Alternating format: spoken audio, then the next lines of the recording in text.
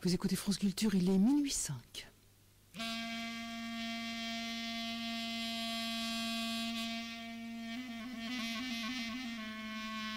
Claire ?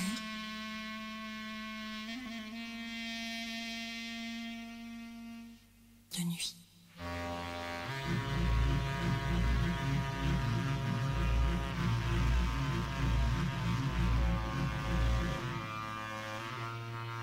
Bonsoir, heureux de vous retrouver ce soir pour ce dernier Clair de nuit, dans lequel je vous propose la tentative première de Christelle Rousseau pour la troisième et dernière de la série Il y a matière à, aujourd'hui la matière sonore, à la pointe extrême du cache-corps romantique par Thierry Beauchamp, une rencontre au bout de la nuit avec Caroline Sago-Duvouroux, peintre et écrivain, Des mots dans le vent, Mathieu Gostola, sur la musicalité du vide, édition Atelier de l'Agneau, texte lu par Amel Faure et Thierry Jeanne. Et tout de suite, Némosine, par Irène Meyelenko. M, N, E, M, O, S, Y, N, E.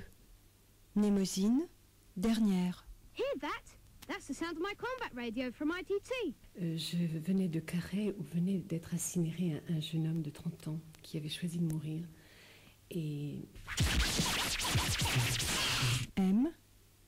Alors, c'est vrai que je vous propose, Irène, de vous lire ce qui a été à ce moment-là dit dans un crématorium. Ah, il se mettait en colère tous les jours, pour des motifs idiots. Comment tu n'as pas acheté l'aubergine, tout ce que j'aime, c'est jamais là, etc. Des trucs comme ça. N. Ou alors Blanchot était en retard à un rendez-vous, alors il était furieux.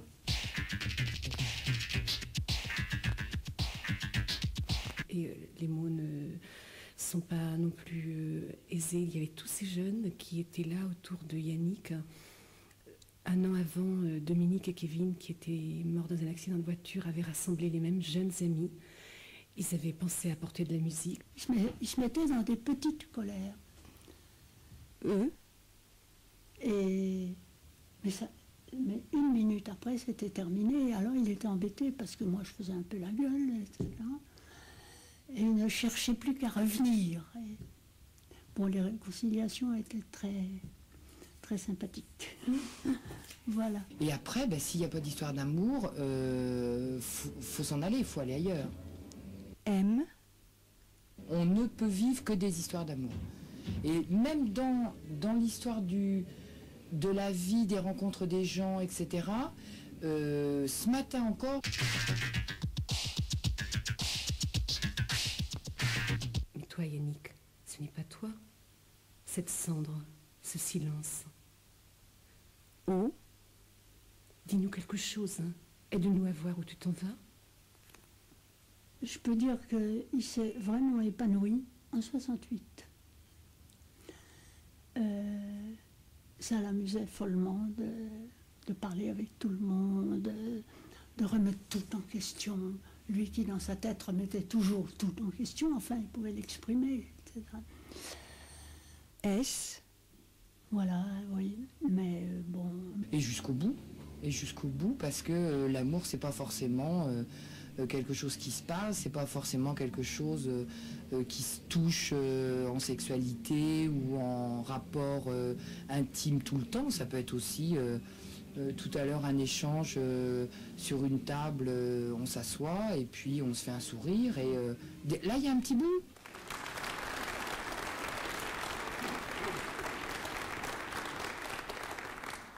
Y.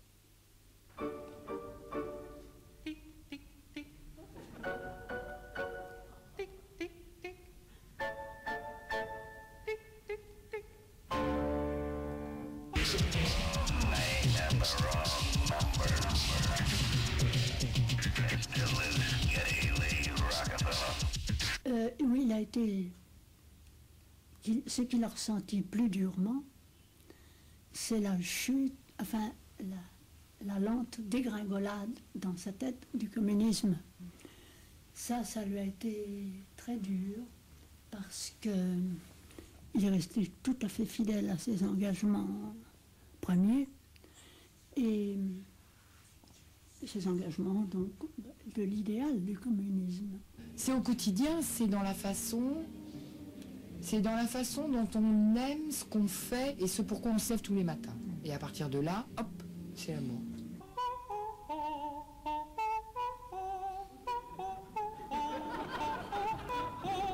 N,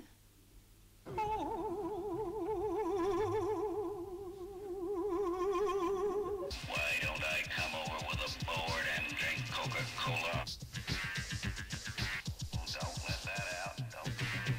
Je veux citer là un mot de Clara Malraux que je trouve qui résume si bien la chose. C'est tout de même nous qui avions les plus beaux rêves. E,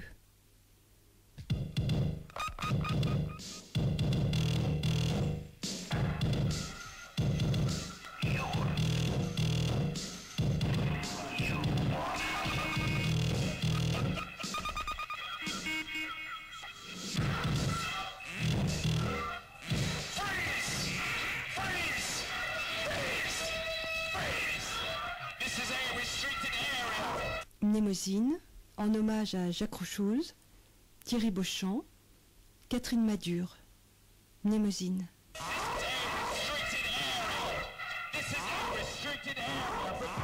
Sans oublier William Duncan, tentative première, Christelle Rousseau pour la troisième et dernière de la série Il y a matière à, aujourd'hui la matière sonore. Il y a matière à. Moi j'aime beaucoup, j'aime beaucoup. Moi j'aime beaucoup, j'aime beaucoup. Moi j'aime beaucoup, j'aime beaucoup. Moi j'aime beaucoup, j'aime beaucoup.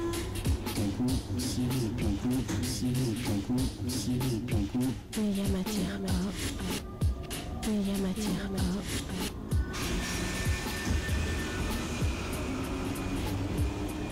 J'espère qu'il y aura matière.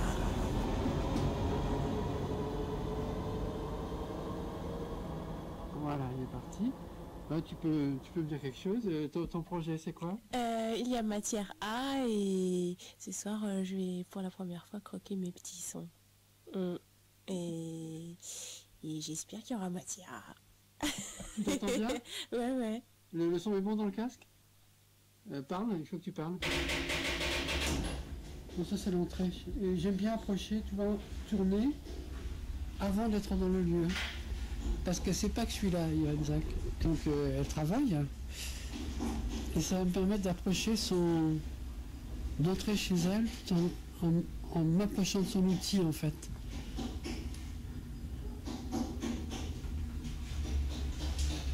Là elle sait pas. Hein, et puis ça montre qu'il y a une ouverture de port. On est dans une espèce de sas.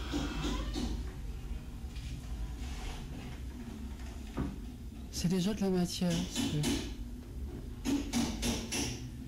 Je l'arrête là parce qu'il y a une chose qui me convient bien de dire, c'est il n'y a pas de projet. Et en radio c'est pareil, enfin en ce qui concerne c'est ça quoi. J'aime pas qu'il y ait un projet, il y a une idée quand même, mais elle se laisse aller aussi à la matière, puisqu'elle dit il n'y a pas de projet. Johan Zach. Il y a beaucoup d'artistes qui font des projets et qui donnent à des techniciens. Mais alors où est le plaisir? On peut parler de ce jeu. Voilà. Il y a un passage de quand on dit on peut parler, elle est stéréo, et avant elle était mono. Mais il y en a beaucoup qui font ça. Là c'est mono, il y a beaucoup qui font ça, donc je rajoute. En fait, ce sont des couches, ce sont des strates en fait. C'est une matière à plusieurs couches. La première, c'est la stéréo, bon, je considère que c'est vivant. On la sent dans son travail, elle parle, et tout d'un coup, son intimité. Je l'ai vu. Voilà. Sur un bloc. Ça, c'est de la mono. Et je tape dedans. Je tape dessus avec le bloc aussi. C'est son intimité. Je crois qu'il faut se battre pour arriver à ce que la pierre dise ce qu'elle veut dire. Ce qu'elle peut dire. Ce qu'elle peut dire. Oui. Ça c'est intéressant parce que ça montre que le dialogue qu'elle a, c'est avec sa matière à elle, qui est le marbre. Et je pense qu'on peut l'appliquer à la bande magnétique. C'est pareil, la bande magnétique c'est une matière. Le son, ça a une épaisseur. Et on dialogue avec la bande comme avec la pierre. Et c'est là que se joue l'œuvre en fait, puisque c'est un dialogue entre la matière que tu traites et l'idée que tu as, et la matière va donner ce qu'elle veut ou ce qu'elle peut dire, comme elle dit, ce qui est différent. Et c'est la matière qui commande, qui a toujours raison en fait. C'est plus doux, ça enlève moins de matière. Je tournais un peu autour, elle me laissait faire, enfin le problème c'est de réduire après, parce que j'ai dû enregistrer 3-4 heures et j'ai fait un portrait de 11 minutes. Enfin, bon. Donc c'est aussi de la réduction, enfin, comme la sculpture, mais avec cette différence, elle ne s'est pas privée de dire que moi quand j'enlève je peux remettre, je peux recoller, tandis qu'elle ne peut pas, et que sur l'embois je crois que c'est la miniature. Le toucher est très important. La matière c'est le toucher, c'est l'idée que je défends, quoi, de la sensualité, elle en parle aussi je crois, même de la couleur. Et le toucher de la bande c'est très sensuel, hein, la matière. C'est un acte d'amour, le montage ou la sculpture ou tout un projet de matière. Donc si on enlève le toucher, c'est beaucoup, je trouve. Les typos disaient, enfin, parce qu'on leur a changé le métier aussi, qu'il faut donner de l'amour à la plaque. Ils employaient ce terme, c'est-à-dire la bande c'est pareil, si tu veux que ton montage existe, il y a des moments où tu es fatigué, ce qui est un peu le cas aujourd'hui. Ce matin j'ai pratiquement rien fait parce que je suis pas assez fort. J'arrive pas à donner de l'amour à la plaque, quoi. C'est pas la haine, c'est plutôt une bagarre d'amour. Moi j'ai eu cette idée, je n'avais jamais fait, de donner mes sons à un musicien, parce que moi je suis pas musicien. Et la différence qu'il y aurait entre la radio et ce qu'on fait avec Christian, c'est que Christian peut partir dans la fiction tout de suite. C'est-à-dire que la musique n'a pas besoin de lecture première. Alors qu'en radio, il faut toujours une lecture au premier degré malgré tout. Tu peux faire un travail de fiction quand même, mais il faut qu'on sache que c'est Lorenza, qu'elle sculpte. Alors que Christian peut éclater le son beaucoup plus. C'est très bon, c'est très bon parce que je ne sais pas le Et moi je pense que le son comme matière à avoir avec peinture. Quand tu fais le montage, les voix ont une épaisseur. C'est-à-dire que quand tu vas, bon, si tu écoutes la voix un petit peu en ralenti, quand on monte.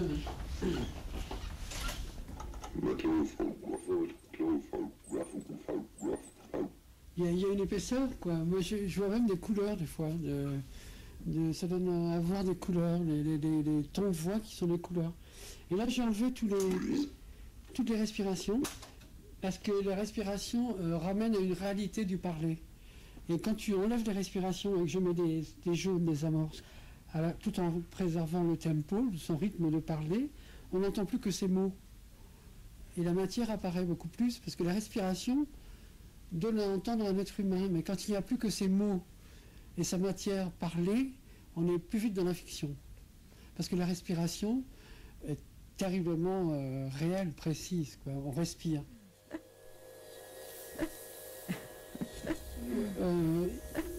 Il va plus vers la chose éclatée.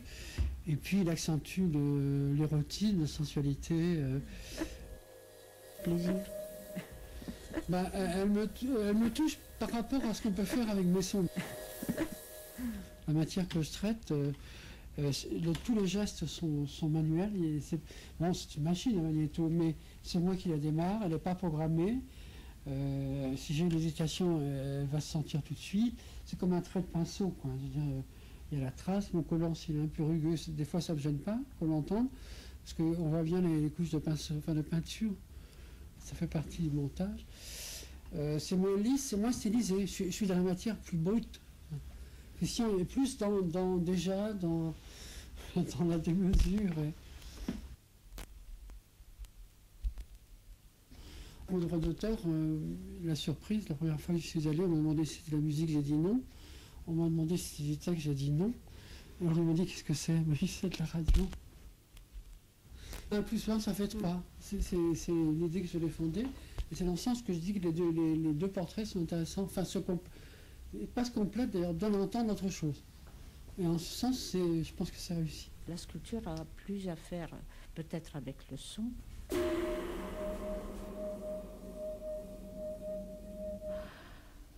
Ma première émotion dans cette histoire, elle vient d'ailleurs. Elle vient de mon amitié avec Yann Parentoen et de la manière de prendre, qu'il a très très particulière de prendre le son. Moi, je crois pouvoir reconnaître les sons de Yann Parentoen. Et ça veut dire une chose, c'est que le son, comme des photographies, est signé. C'est-à-dire il y a un style Parentoen.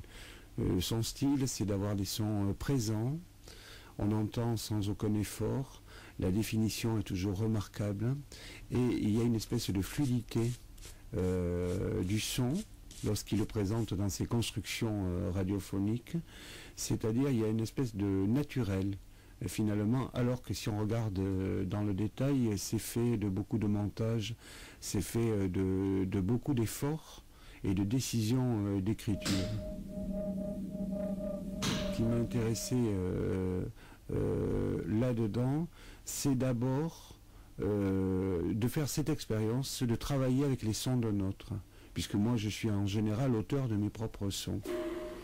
Et c'était le résultat d'une amitié qui s'est construite avec beaucoup de temps, sans attente de part et d'autre, mais les choses, parce qu'on était deux personnes qui travaillaient finalement dans le même secteur, et on se rencontrait de temps en temps, particulièrement la nuit, et que voilà, c'est l'aboutissement, ce travail-là, de toute une histoire. Irène Zak.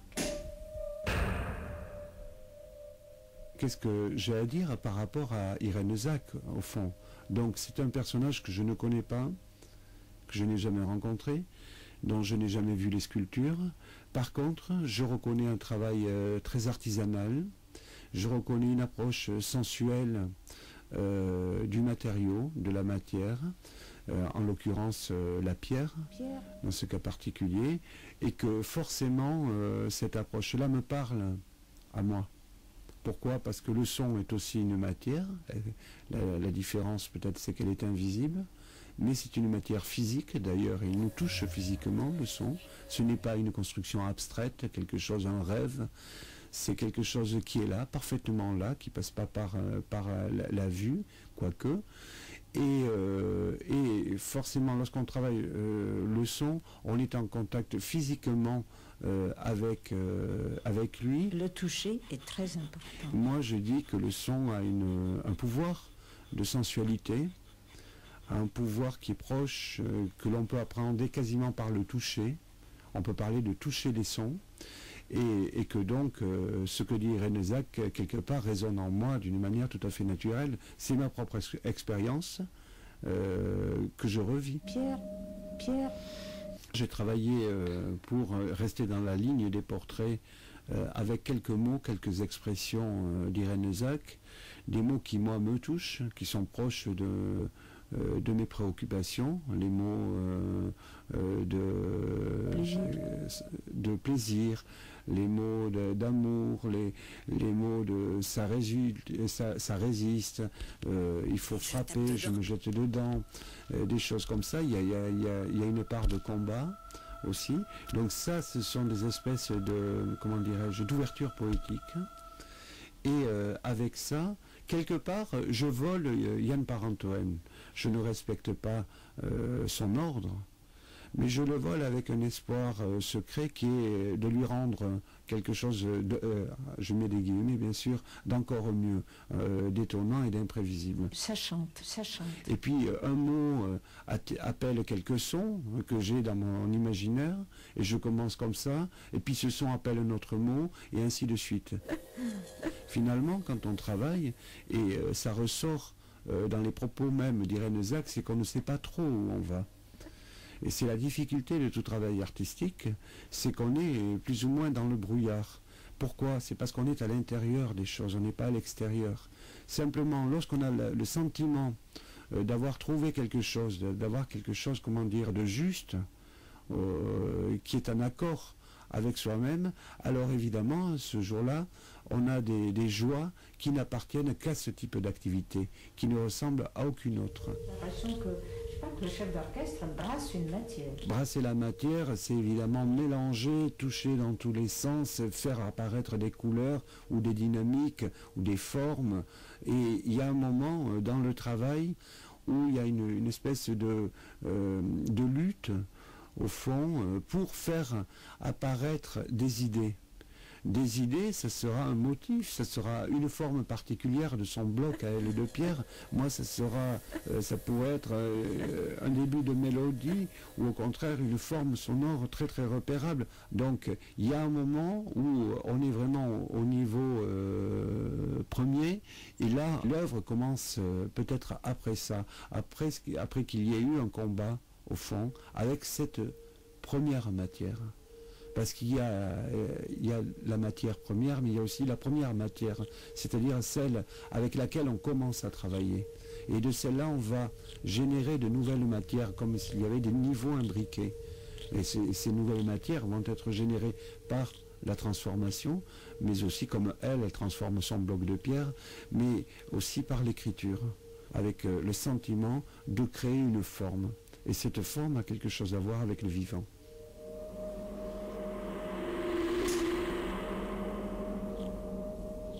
Mais un jour, on a le sentiment quelque part d'être récompensé et on se dit, ça valait vraiment la peine, toute cette sueur et toute cette souffrance. Mais il y a un peu de ça, c'est-à-dire quelque chose qui, au fond, devient obsessionnel, empêche quelque part de vivre. Mais peut-être que c'est ça, vivre aussi. Et alors je sais que c'est fini. Moi j'aime beaucoup, j'aime beaucoup. Moi j'aime beaucoup, j'aime beaucoup.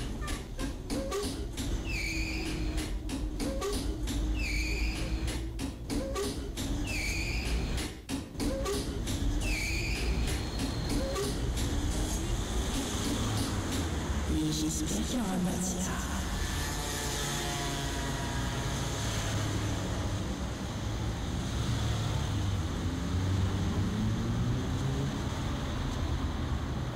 Ça, c'est de la mono.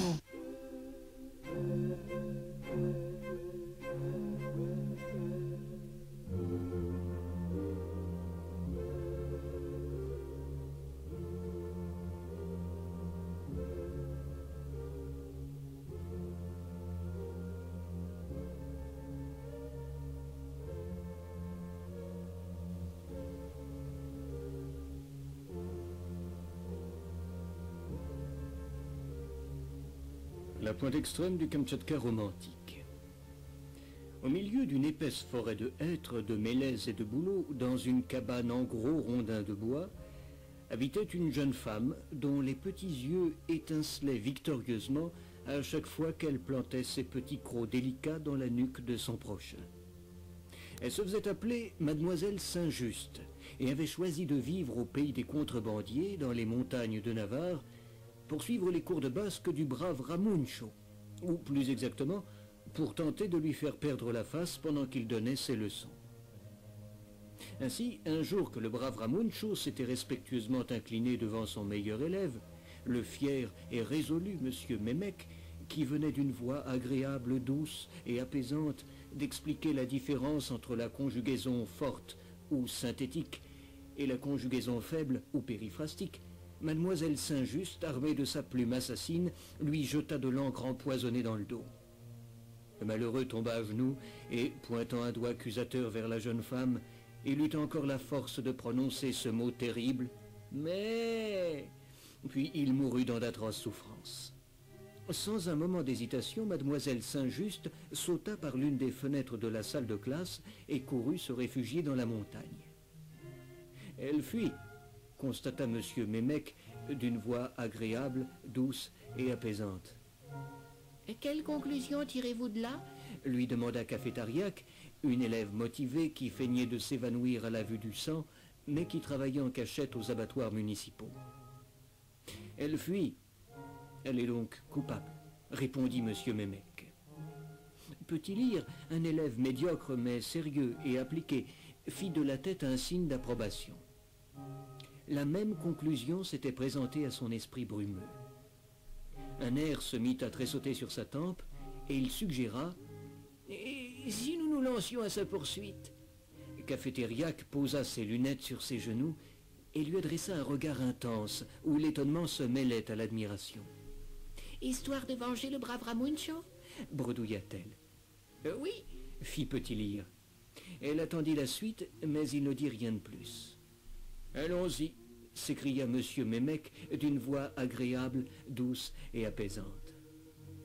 Mais ils perdirent presque aussitôt leur chemin, et quelques mois plus tard, quand ils débarquèrent à Pondichéry, un crieur public les avertit que tout l'intérieur du pays était couvert de vastes forêts pleines de tigres, d'éléphants sauvages et de brahmanes à moitié fous. Mais ils n'en firent qu'à leur tête, et s'enfoncèrent dans ces régions mystérieuses et hostiles, où ils disparurent à jamais.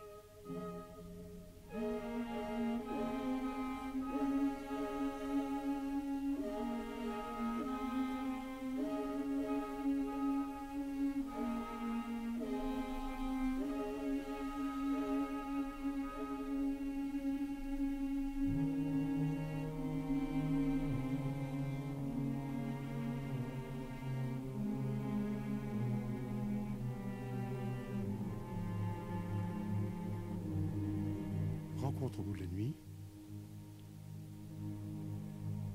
Caroline Savoie-Duvroux, votre main de peintre a quitté le pinceau et s'est emparée du stylo. Oui, on est emparée. Elle tâtonne, quoi. Elle fait le peintre, mais avec les mots. Oui, voilà. J'essaye de m'engager un temps là. Bon, peut-être que c'est tout le temps, j'en sais rien. On va voir, mais c'est pas peut-être pas quitter non plus, mais j'ai tellement attendu le poème. Je veux ce risque-là, quoi. Je veux pas mourir sans avoir pris ce risque-là. Je veux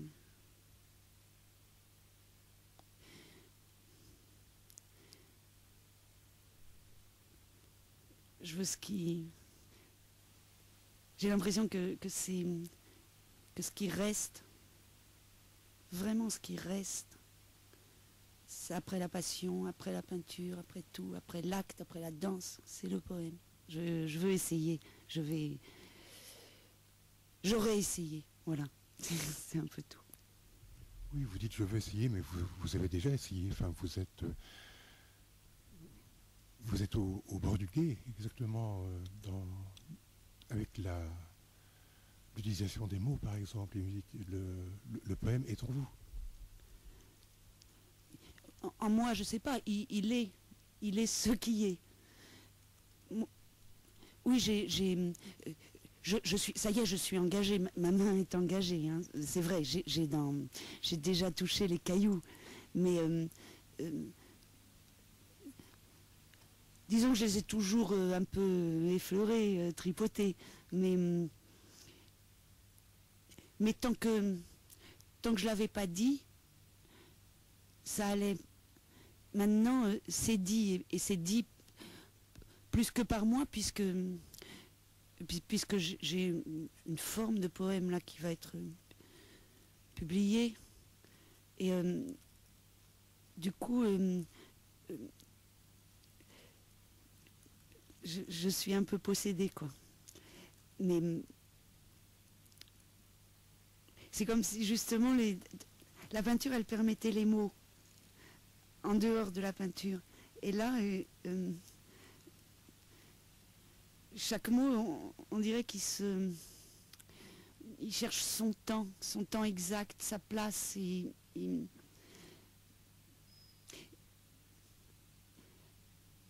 son utilité. Il faut que ça serve. Je ne sais pas à quoi, hein. Je ne veux pas rentrer dans des histoires de l'inutile, pas l'inutile, mais il s'agit tout de même de soigner les blessés quand même. Mais c'est pas un militantisme de rêverie, de pacotille. C'est que c'est la haute forme du langage, quoi, celle de toujours qu'il faudrait pouvoir offrir, livrer, mettre dans le livre. Tant pis si c'est... moi, je ne sais pas si j'y arriverai. Ce que j'envisage, c'est difficile. Je ne sais pas du tout si j'en ai la force même intellectuelle. Mais je vais essayer de... peut-être de répertorier les trous entre les poussières, quoi. Et puis là, de dire, viens, prends, des choses comme ça. J'ai eu là une joie infinie, quoi, parce que les éditions Corti qui vont publier ce livre-là qui s'appelle Ourvari me l'ont demandé. Et je pensais pas qu'on pouvait avoir cette joie-là. Jamais au monde j'aurais rêvé autre chose d'être que d'être avec des gens aussi exacts, aussi intègres, pour faire cette tentative, pour prendre ce risque-là, quoi.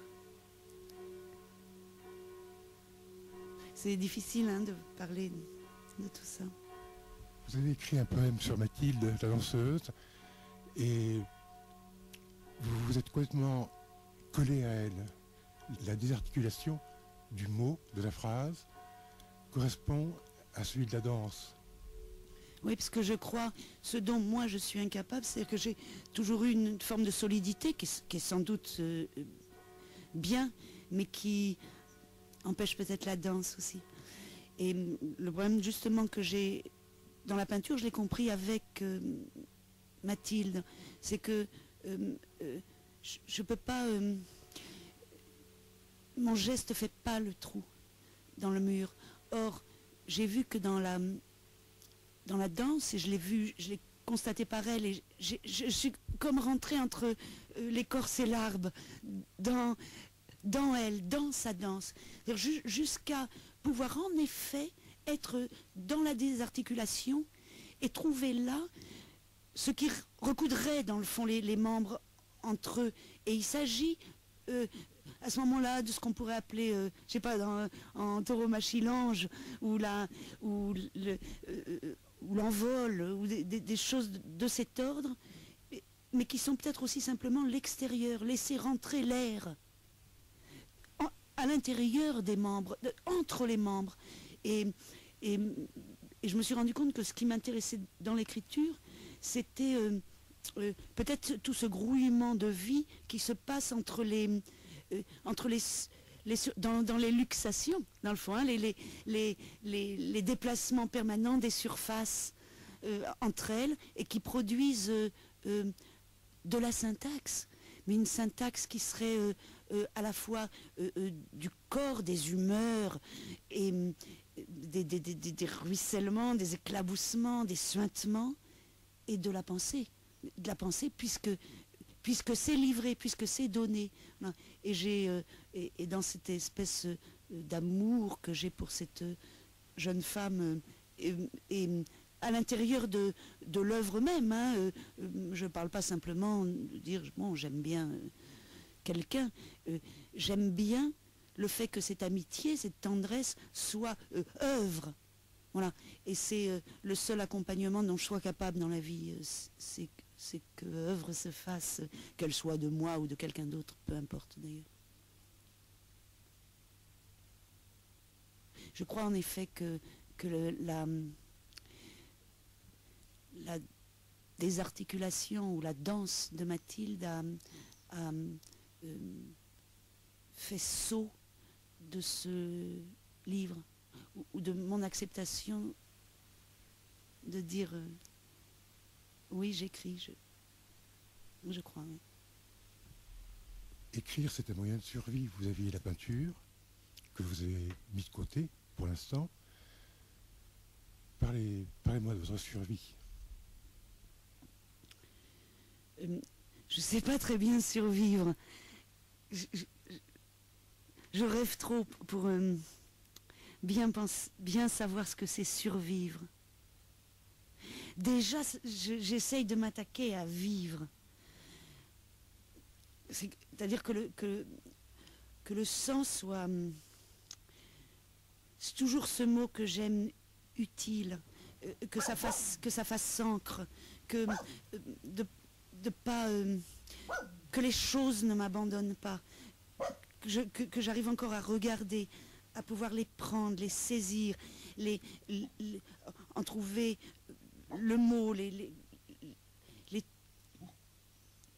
toucher avec des mots et les tendre avec des pinceaux aussi, mais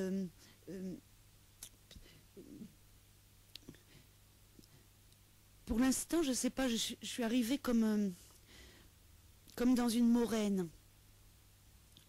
Et je dois regarder les fragments de cet éboulis-là.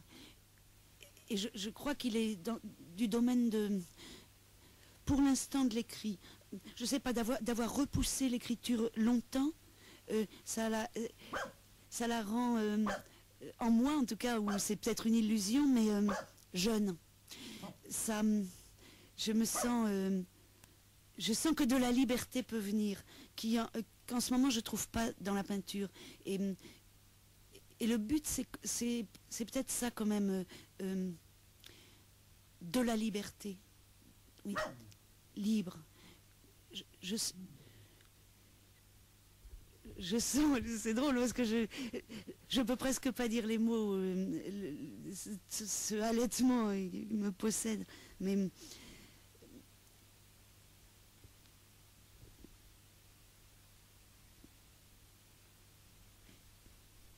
j'ai pas peur des...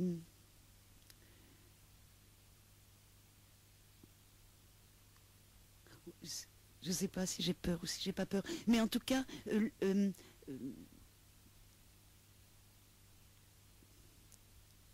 sais plus, je veux plus, je sais pas le dire, je sais pas comment dire, mais ça va venir. Je suis dans des trous, il n'y a que des trous sous mes pieds, et c'est là-dedans que j'écris. Je ne sais pas avec quoi j'écris. C'est avec les trous du chemin en tout cas, et la peau des pieds. Mais la peau des pieds, c'était peinture. C'était vraiment peinture. C'était un engagement de peinture. Mais maintenant, l'engagement de la peinture, il s'arrête par mes limites. Et il me reste quand même la peau des pieds à arracher et à poser sur chacun des petits cailloux. Est-ce qu'un éboulis, c'est pas un guet aussi, hein? Se tenir debout, à travers quoi d'ailleurs, mais à travers. Et dans un éboulis, c'est la seule forme de liberté que j'envisage pour l'instant. Et je sens, même dans les blessures des cailloux, je sens que voilà, j'ai pas peur du sang, du flegme, j'ai pas peur de la passion de ça. J'ai pas peur de me livrer. Une seconde, j'ai pas peur, on verra après. Je sais pas en parler, hein, c'est difficile. L'éboulis, on le retrouve aussi bien dans votre œuvre écrite que dans votre peinture. Oui, c'est vrai, mais j'ai l'impression que en ce moment, il est trop représenté dans la peinture. Il est figuré, donc il devient un peu métaphorique. Or pourtant, moi j'ai peint justement pour fuir la métaphore. J'avais peur, je voulais pas la métaphore, je voulais que ce soit la métaphore qui peigne. Mais je n'arrive pas. Je n'arrive pas à trouver la liberté que j'envisage dans la peinture. Je suis comme esclave des significations, des représentations. Et je cherche, hein, je vous promets, j'essaye, je cogne. Mais je suis renvoyée, les murs sont plus forts que moi. Ils seront toujours plus forts que moi, que nous. Bon. Mais et dans l'écriture, en ce moment, et tant pis si c'est illusion, c'est jamais totalement illusion, j'ai l'impression que la déflagration peut exister dans les mots, que la déflagration même peut produire du combat. Mais un combat pour la liberté, pas du combat pour le plaisir. Même le mot de combat est presque inutile. Mais ça sert... Partout la lâcheté a servi plus que le courage. Mais pourtant je veux pas. Je veux que se tenir debout, ça produit un déplacement d'air qui, même dans sa chute, donne un peu de sens, donne un peu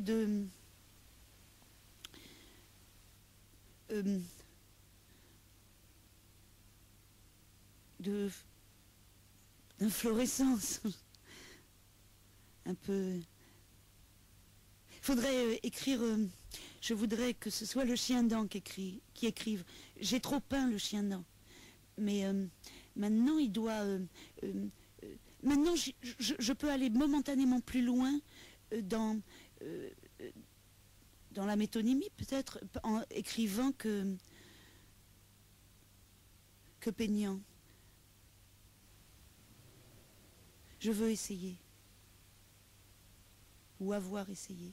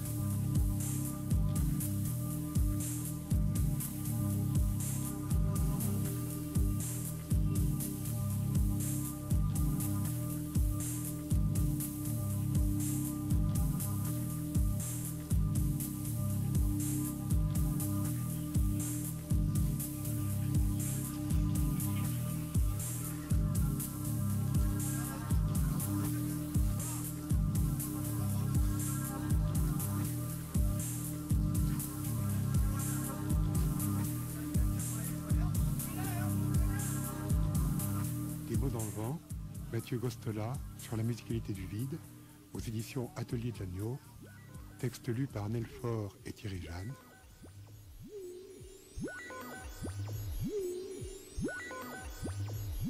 Voix cuivrée du fusil. Le chef Sioux regarde l'esprit maléfique de la forêt dans le blanc des yeux et entame une courte chute transpercée par son présent. La sueur du danlas sauvage réveille l'herbe. Elle est tantôt claire et vermeille, tantôt sombre. Un chemin escarpé dans le ventre de l'abeille survolée. L'âme astiquant le cou du bœuf courri. À l'instant, dans ma tête, ta voix module des mots sans éclat, mais doués de sens. On s'approche du mourant. Caresse de mains froides, presque glacées. Un cœur pour ne pas se perdre dans les grands lacs. La fleur est satisfaite de la manière dont elle se fane. L'été dernier, Mecostechus grossus ricanait encore. J'avais percé une ouverture pour introduire l'air et le jour à l'intérieur. Hier, j'ai condamné la fenêtre et je me suis mise à écrire. C'est en hésitant sur ce papier que mes mains ravisseuses ont appris à caresser ta peau. Harassée par le voyage, je me suis assis à un banc. Une serveuse à chemisier clair m'a proposé son prénom. Je me suis enfuie après avoir remarqué l'éclat de malice qui pétillait dans les yeux de Margot. Une cigale, une lampe à pétrole et la mort qui danse, heureuse, au coin du feu. Le vélo crisse dans les côtes. On souffre, mais on voudrait ne pas mourir. Sans même se servir d'un instrument incisif, le vent met en pièces une corolle, dissémine son image. Pourtant, ce n'est pas la fleur qui en viendrait à espérer une quelconque renaissance. le silence se présentera à toi à l'heure où tu ne pourras plus entendre les bruits du jour. Tympan perforé par la bourrasque clandestine des tombes. Est-ce que les 8 points cardinaux sont suffisants? Bateau patient, avec à sa proue le visage d'un ange fatigué, dérive sur eau calme et obscure. Amphitrite impatiente grise le bois. Un nain amputé des 2 jambes dans le couloir de l'hôpital. Une porte entr'ouverte annonce à l'amant que la nuit lui sourit. Ce soir, un intérieur semblable au vôtre. Chacun conserve un fuseau sur son pupitre pour se blesser quand il fait noir. Tout se déroule à huis clos, car la tragédie humaine se joue hors du monde. J'entends, jetant l'oreille, quelques râles sous forme de confession. Quelqu'un qui ouvre les volets, et la lumière soudain, en étrangère. Il était heureux, mais il ne le savait pas. Un soir, il rencontrait un autre soir. Si tu le questionnes, il t'avouera que le plaisir s'est alors immiscé dans sa souffrance. Il ne recherche plus le bonheur, il croit avoir trouvé l'essentiel. Il ignore avoir seulement trouvé comment mettre en scène la dégradation d'un corps, le froissement d'une identité. Lundi, 17h55. Perplexe, j'examine chaque nuance de la lumière qui perce les volets et j'écoute. Cris aérés au loin des enfants joyeux, leurs jouets tenus au fil de leur insouciance se balancent nonchalamment au-dessus du gouffre. Quelquefois, on entend la mort chuchoter doucement. Défigurée, elle trace le couloir de long en large, un tisonnier dans la main droite qu'elle porte régulièrement à son visage. Mardi, 23h40. Là-bas, mouche dans le vide, sans repère. Des enfants grandissent, oui, mais ils grandissent. Ils ne prennent pas le temps nécessaire pour scruter le gouffre qui se dessine devant eux, fragile, sous leur apparence monstrueuse. Loin de nous, ces enfants croient parfois, réclament toujours une présence. Il faut se souvenir qu'ils existaient. L'enfant rêve la lune. On lui prête à son réveil des fruits à noyaux. Il paraît qu'un jeune en tire souvent la satiété. Dans un ciboire, une fleur des cimetières. Elle nous proposera dimanche sa nudité, quelques grains très modestes de sable rouge, l'offrande. Demain, il pleuvra, j'en suis convaincue. J'ai observé la cueillette d'un oiseau bleu. Tous les glands qu'il oubliera ou délaissera pourront germer. Je surprends des scènes d'amour dans les termitières. New York, dans une pièce étroite qui peint les ombres avec le jaune tendre de ses murs, l'écriture finit de se dévêtir, lassée de toutes ses parures inutiles, et se montre en loup blanc aux yeux vides des gratte-ciel. Nous sommes le 25 avril. Ce matin, l'humanité a noté dans son journal « Mort supprimée ». Qu'allons-nous faire ? Vos moineaux lèvent la tête en volant. Ils ont l'air fiers. Un peu d'herbe, oui, entre les doigts de la menthe. Je m'enlise avec l'aigle dans la boue. Nous jouons à vivre. J'ai compris le jeu et je ris. Comment vais-je te le dire demain matin? Cet aveu, vais-je te le murmurer ou bien te le crier? César a été assassiné par Brutus, entre autres. Ils boivent la salive et l'écume de leur corps. Ivresse stricte des amants solitaires, trop heureux pour ne pas se quitter. Souffler dans le vent hivernal avec un vulgaire sifflet. Encore un peu, jusqu'à vomir les demi-mots et désirs refoulés. S'entendre murmurer « Je t'aime ». Nos sentiments sont immortels, mais ils périssent tous. Alors, solfier ses larmes comme une mélodie défendue, avoir la force. Dans les yeux d'une femme, j'aperçois des espaces infinis. L'effroi actuel de la solitude, n'être unique pour personne.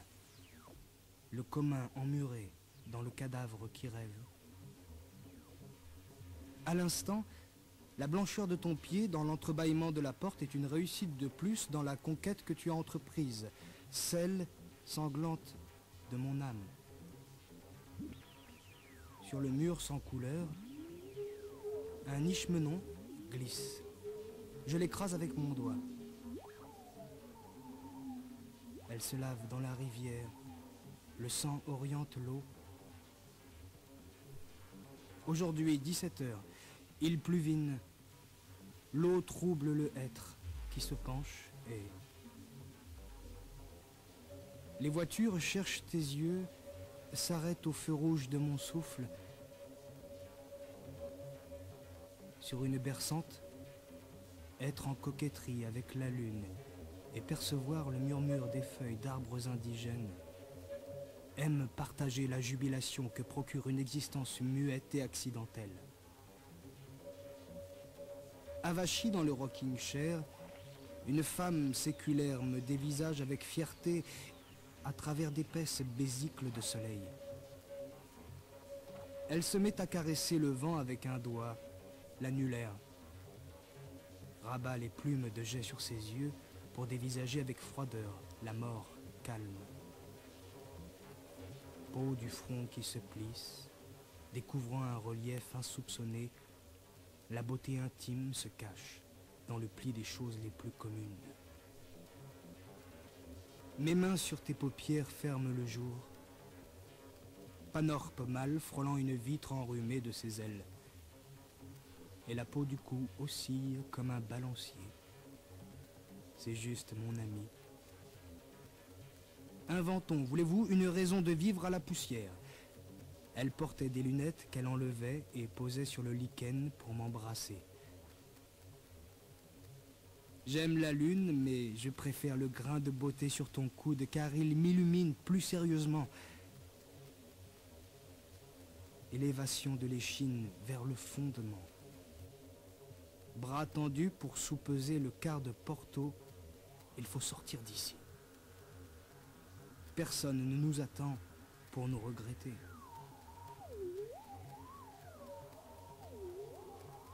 En attente derrière ses sous-vêtements, Cathy Holmes fait trembler le silence. Ses jambes écartées dessinent en leurs poings relevés un passage. Le ciel est bleu, ornier ses nues. Plus bas, sur la plage, une fillette à poitrine naissante galope vers la bruine pour rejoindre sa mère. À Noël, maman fait toujours cuire de la gelée blanche pour moi, parce que maman aimait sa fille. Elle croit apercevoir un andalou en nage près du pommier épineux. Elle s'approche du cheval, mais il fait déjà nuit. Éraflée, elle creuse dans le sable et enterre son ancien corps. Je suis ce que les signes cachent de la page. Là est la lumière de l'escargot, itinérante. Le hibou allonge délicatement son corps périssable sur l'herbe drue, recule de quelques pas pour être loin, puis le regarde fixement, empli d'une profonde méditation. Sous peu, les oiseaux rassurés accourront. Lever de lune qui les rassure. Le ciel est fendu. De là-haut, ils déversent leur lait d'une saveur piquante sur la peau de nos crânes.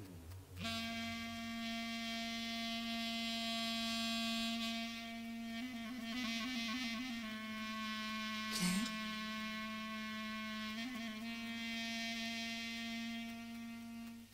De nuit.